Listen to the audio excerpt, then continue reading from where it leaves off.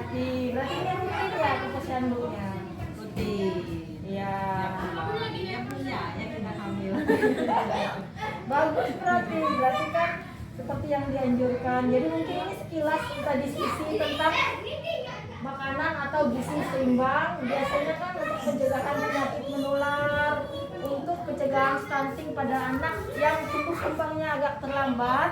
Jadi itu dianjurkan konsumsi gizinya ya gizi seimbang. Jadi di sini kita mungkin sekilas menjelaskan atau mau diskusi sama ibu-ibu gimana tentang gizi seimbang.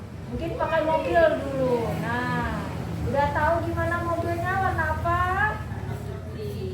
Nah, oh silver.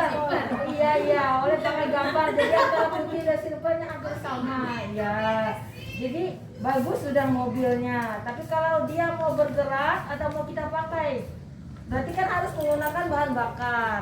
Nah, begitu juga tubuh kita.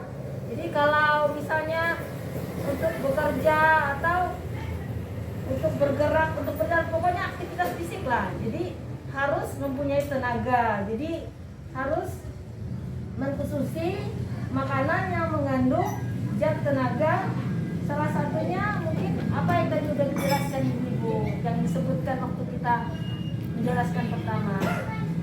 Misalnya nasi yang ubi, setelah itu mungkin gandum, singkong yang paling mudah oleh banyak di sekitar kita. Nah, mungkin itu. Setelah itu mungkin kan udah terpenuhi, udah makan nasi, udah makan singkong misalnya, atau makan jagung. Jadi tubuh kita juga seperti mobil. Kalau mau bergerak selain harus pakai bensin, jadi harus ada sopirnya, harus ada yang mengatur geraknya. Nah, begitu juga tubuh kita. Jadi butuh zat pengatur namanya. Mungkin di sini zat pengaturnya yang banyak mengandung vitamin, mineral. Jadi salah satunya mungkin ibu-ibu tahu yang kita jelaskan tadi seperti sayur, nah, sama buah. Ya, jadi itu zat pengaturnya. Jadi maunya ada zat tenaganya, ada zat pengaturnya yang mengandung sayur sama buah tadi. Begitu juga ini. Berarti misalnya gini, punya sopir, tapi sopirnya ngantuk atau lagi mabuk, berani nggak ibu naik mobilnya? Ya pasti kan, takutnya kan kecelakaan, takutnya nabrak. Begitu juga makanan. Jadi makanan sehat, kalau perlu untuk tubuh kita diatur biar geraknya bagus, tidak terkena jantung, mungkin tidak terkena stroke, tidak terkena diabetes, yang penyakit gula. Jadi sebaiknya itu makannya harus ada sayur dan buahnya setiap hari. Nah, sayurnya kan beraneka ragam, apa yang ada di lingkungan kita. Nah, setelah itu udah bensinnya siap, sopirnya udah bagus, nggak mabuk-mabukan, berarti kan minum makan sayur dan buah. Makan sayur buah kan keren. Berarti kalau dipakai terus dibawa kemana-mana, mobilnya berarti kan harus diganti ondel-ondelnya.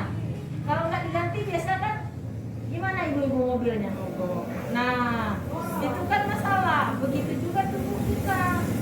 Kalau nggak diganti ondel-ondelnya, sel-sel yang rusak, misalnya ada anak-anak yang masih kecil misalnya nggak sesuai tumbuh kembangnya, jadi kan harus makan gizi seimbang, ada zat pembangunnya.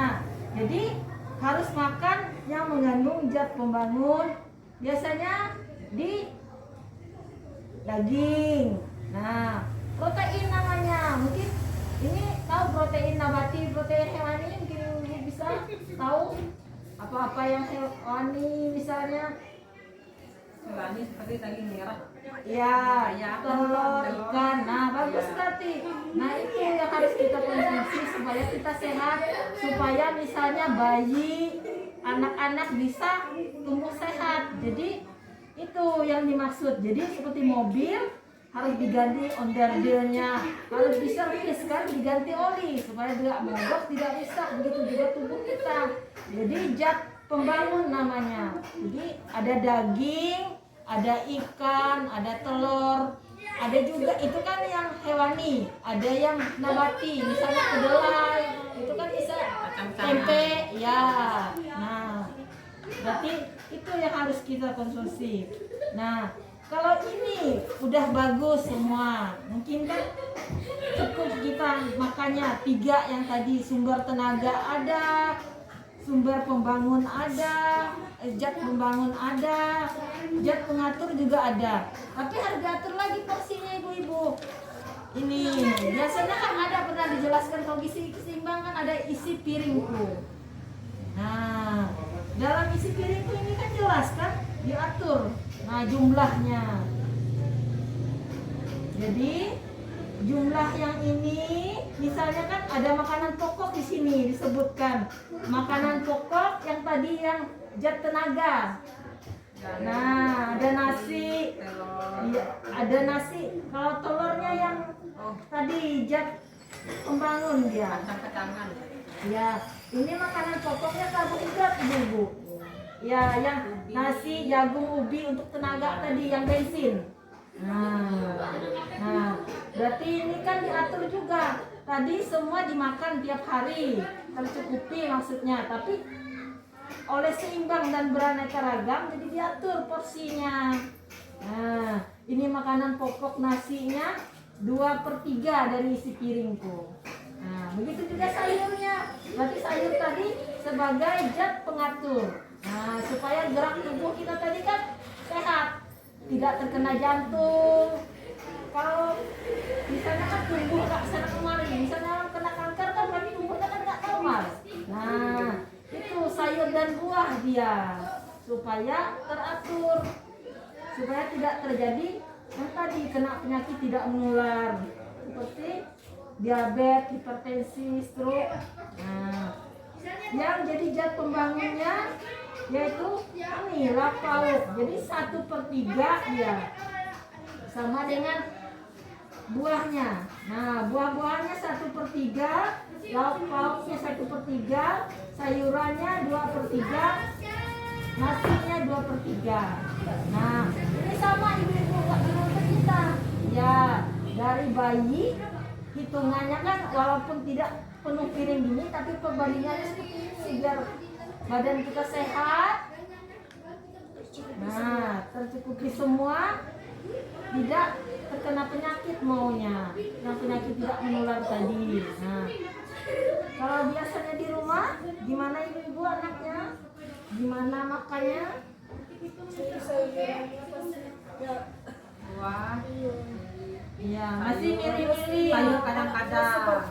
Ya, ya memang susah, memang perlu kesabaran. Yang penting kan dibiasakan. Kalau mungkin kan dikenalkan lebih sering lagi, kasih makannya mungkin kan anak-anaknya bisa mengenalnya atau terbiasa makannya, atau biasanya ada alternatif lain, dibentuk kah model yang menarik seperti telur, seperti sayur, dibikin bentuk-bentuk apa supaya anak bisa menarik. Atau kalau biasanya ada yang kalau makan bawa anaknya main, ya salah satu kan bisa, jadi lihat temannya lagi main makan mungkin bisa tertarik juga. Nah, mungkin itu teman-teman bisa kita coba terapkan. Siapa tahu kan memang agak susah menyuapi anak, kan memang butuh kesabaran. Apalagi kalau ada yang pilih-pilih kan maunya kan cuma telur sama nasi. Jadi kalau bisa semua porsi ini semua terpenuhi, walaupun nggak harus sampai gimana, nggak terpenuhi gimana gitu maksudnya, tapi memang diperkenalkan, dibiasakan dia mengkonsumsi seperti ini biar badannya sehat semua, jadi tumbuh kembangnya optimal kan, jadi nggak masalah misalnya kekurangan, terlalu terhambat pertumbuhannya maksudnya. Mungkin itu ibu-ibu diskusi kita. Ya, saya ucap terima kasih ya udah bagi waktunya. Selamat pagi. Pagi.